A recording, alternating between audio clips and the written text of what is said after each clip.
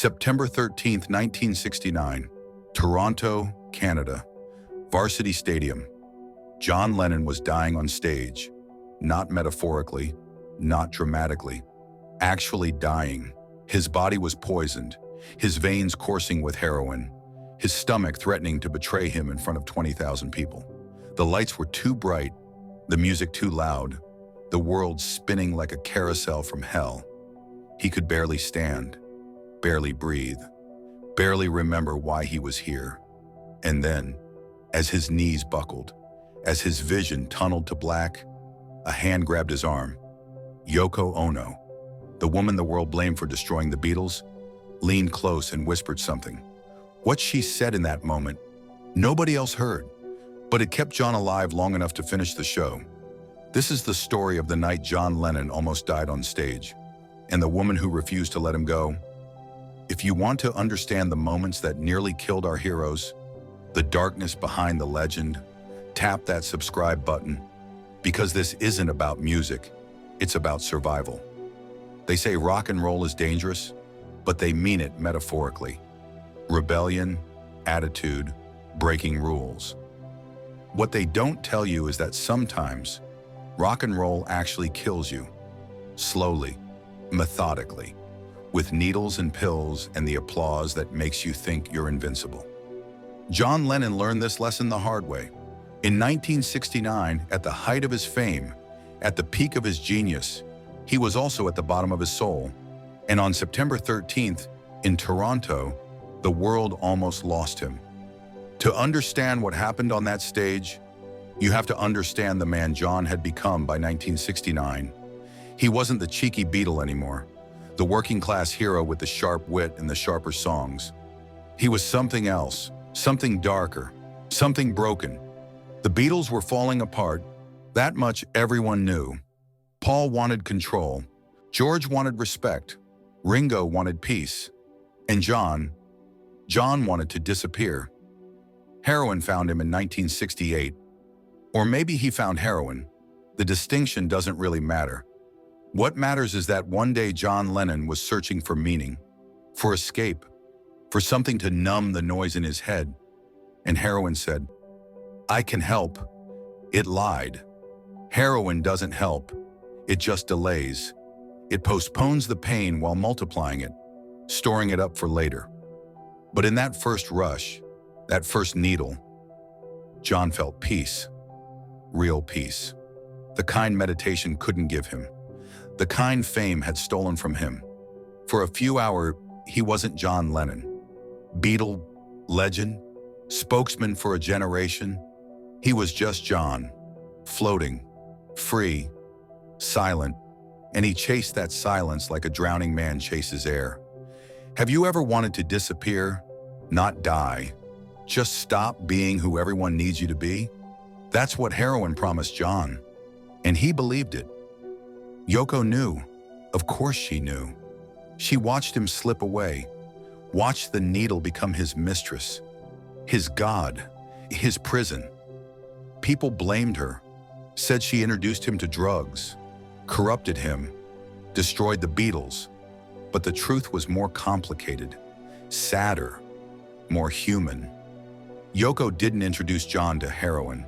She found him already sinking, already drowning. And instead of running, instead of saving herself, she grabbed his hand and sank with him. Not out of weakness, out of love. The twisted, desperate, codependent love of two people who saw the world as an enemy and each other as the only safe harbor. They did heroin together, recorded music together, dreamed impossible dreams together. And when the world called them crazy, they held each other tighter. Two against everyone. Two drowning souls, sharing one breath. September 12th, 1969, late afternoon. John and Yoko were in their London apartment, probably high, probably half asleep. The phone rang. John considered not answering, but something made him pick up. "John, it's John Brower, from Toronto. Remember me?"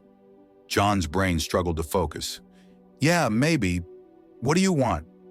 "I'm putting together a rock festival tomorrow in Toronto, and I need you." Tomorrow, John laughed. Bitter.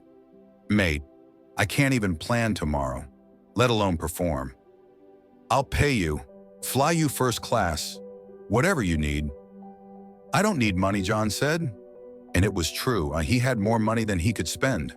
What he needed was a reason to get out of bed, a reason to stop using, a reason to be John Lennon again. Come on, John, Brower pressed. Bring Yoko, bring whoever you want. Just come play. John looked at Yoko. She was watching him, those intense dark eyes that saw everything. What do you think? He asked her. I think you should do it, she said simply. I think you need to remember who you are. John nodded, spoke into the phone. Okay, I'll do it, but I'm bringing my own band. Who? I don't know yet, John admitted. I'll figure it out on the plane. John hung up and immediately regretted it. What had he done? He hadn't performed live in years, hadn't practiced, could barely play guitar anymore. His hands shook too much. His concentration was shot. He was a mess, but he'd said yes, and John Lennon didn't back down. He called Eric Clapton. Eric, I need you in Toronto. Tomorrow. We're playing a festival. What? Eric sounded confused. What festival? What band? I don't know, John admitted. I just need you there.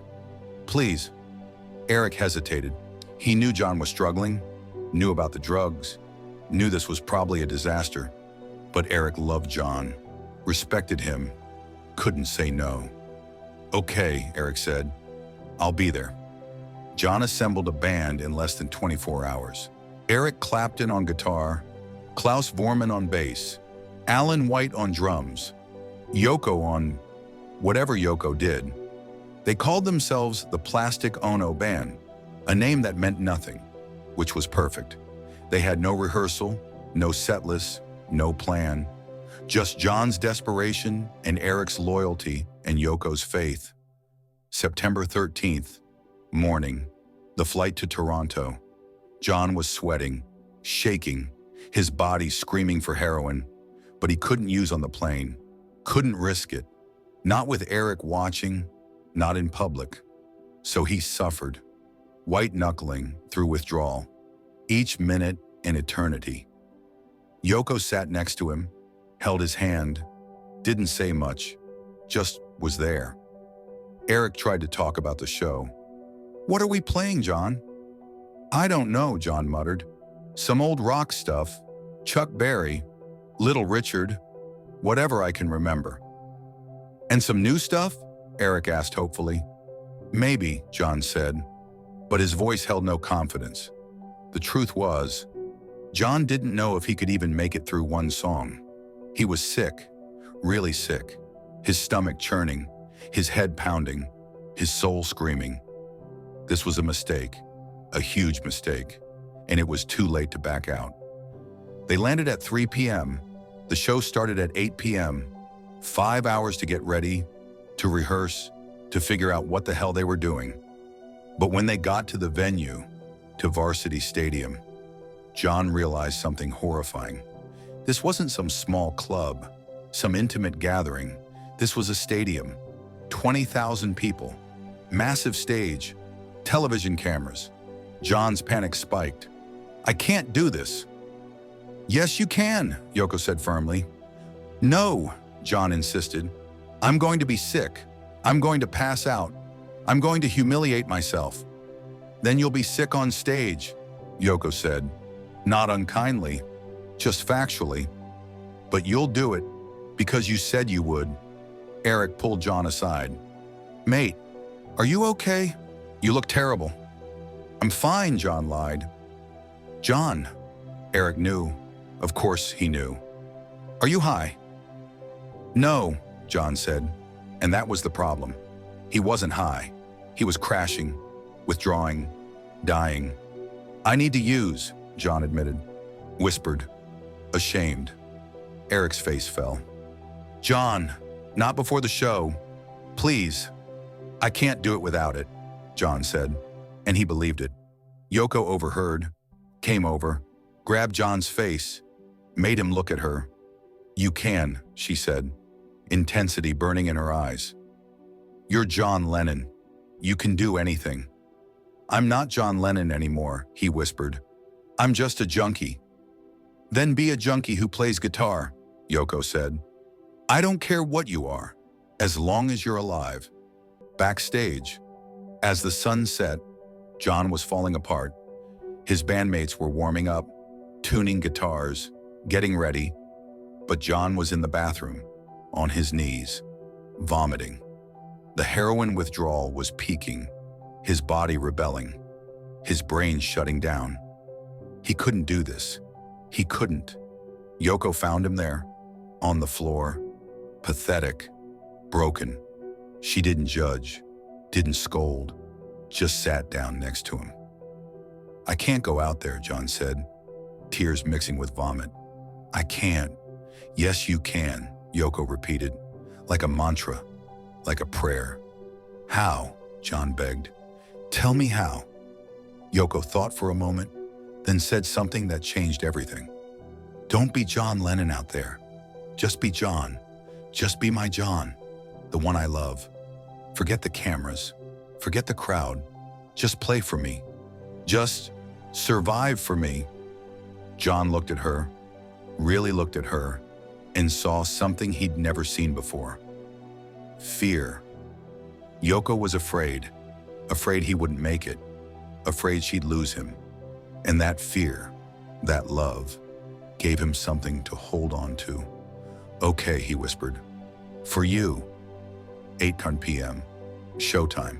John walked onto that stage like a man walking to his own execution. The lights hit him, blinding, painful, apocalyptic. The crowd roared, but John barely heard it. Blood pounding in his ears, stomach threatening rebellion. He picked up his guitar, fingers numb, hands shaking. Eric looked at him, concerned. "You ready?" John nodded. A lie. They started with blue suede shoes, fast, loud, aggressive. John's voice cracked on the first note, but he pushed through. His fingers fumbled on the frets, but muscle memory kicked in. He was playing, barely, but playing.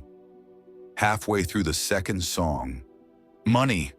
John's vision started tunneling, the edges going dark, the center too bright, reality fracturing. His knees buckled. He stumbled, caught himself on the microphone stand. 20,000 people gasped. Was he drunk? High? Dying? Yoko was there immediately, at his side, steadying him. She leaned close, whispered in his ear, words only he could hear. "You can do this. I'm here. Don't leave me." John straightened, gripped his guitar tighter, kept playing. What the audience saw was a chaotic, raw, dangerous performance. What they didn't see was a man fighting for his life. Song after song, John battled, not against the music, against his own body. Every note was a victory, every breath a triumph. Every moment he stayed upright was a miracle. The cameras captured it all, the sweat, the shaking, the moments where John clearly wasn't there, where his eyes went empty, where his soul left his body and Yoko had to call it back. She stood next to him, sometimes singing, sometimes just being present, a human anchor, keeping him tethered to reality. The crowd didn't understand. They thought she was ruining the show. Why is she there? Why is she making noise? But she wasn't there for them. She was there for John, keeping him alive, one song at a time. The final song, "Give Peace a Chance." Simple, repetitive, a chant more than a song. The crowd was supposed to sing along, to join in, to make it communal. But John couldn't hear them, couldn't focus, couldn't hold it together anymore. Midway through, he stopped playing, just stopped. Guitar hanging from his shoulders, arms limp. The band kept going, confused, worried. John swayed, visibly swayed, about to collapse. Yoko grabbed him, both arms, held him upright. She pulled him close, their foreheads touching, and she whispered. Nobody knows exactly what she said. The microphones didn't catch it, but those who were close, Eric, Klaus, the people in the front row, they saw John's eyes focus, saw him take a breath, saw him come back. He picked up his guitar, started playing again, finished the song. When the last note faded, John turned and walked off stage. No wave, no bow, no acknowledgement, just exit. Backstage, John collapsed, literally collapsed, legs giving out, body surrendering. Yoko caught him, or tried to. They both went down. Eric rushed over. Get a doctor, now! But John waved him off.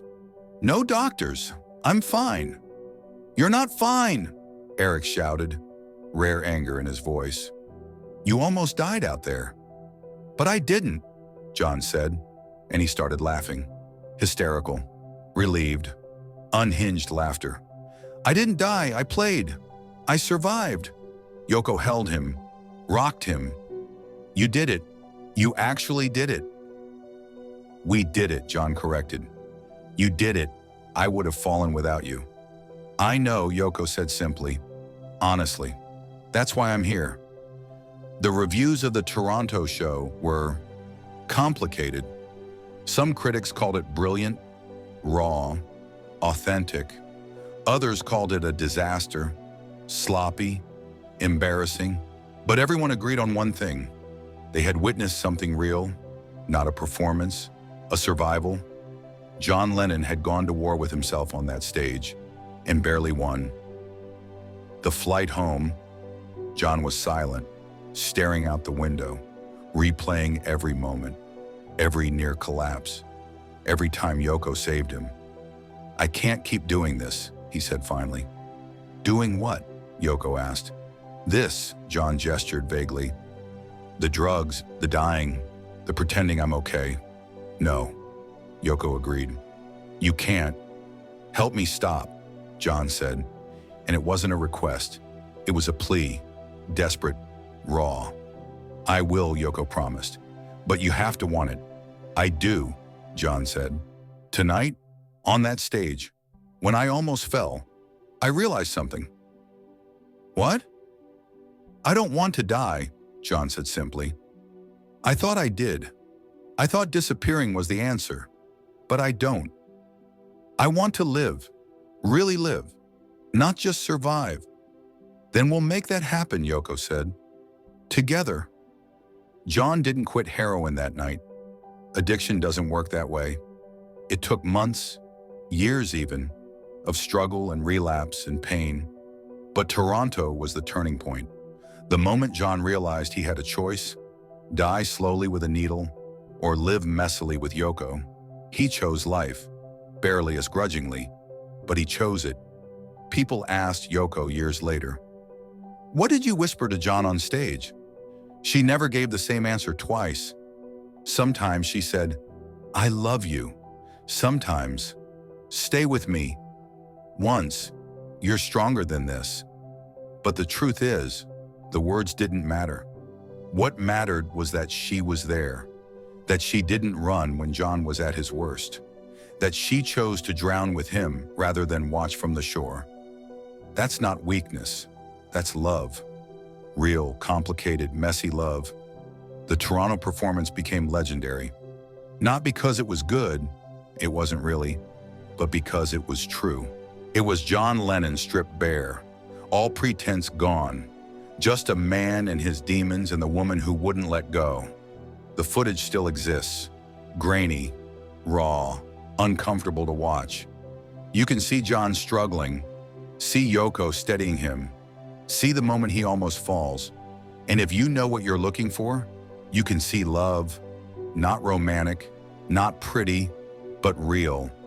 The love that says, "I'll hold you up when you can't stand. I'll whisper you back to life when death calls your name. I'll be the anchor when the current tries to take you." That's what Yoko was that night. An anchor, a lifeline, a reason to survive. John Lennon died in 1980, 11 years after Toronto. Not from drug, from a bullet. from senseless violence, but those 11 years, those borrowed years, were possible because of that night. Because Yoko whispered him back from the edge. Because he chose survival over surrender. Because love, messy, complicated, controversial love, was stronger than heroin. The world never forgave Yoko for breaking up the Beatles, but they should thank her for keeping John alive long enough to give us Imagine, to give us Happy Xmas, to give us 11 more years of genius. She didn't save John because he was famous. She saved him because he was hers.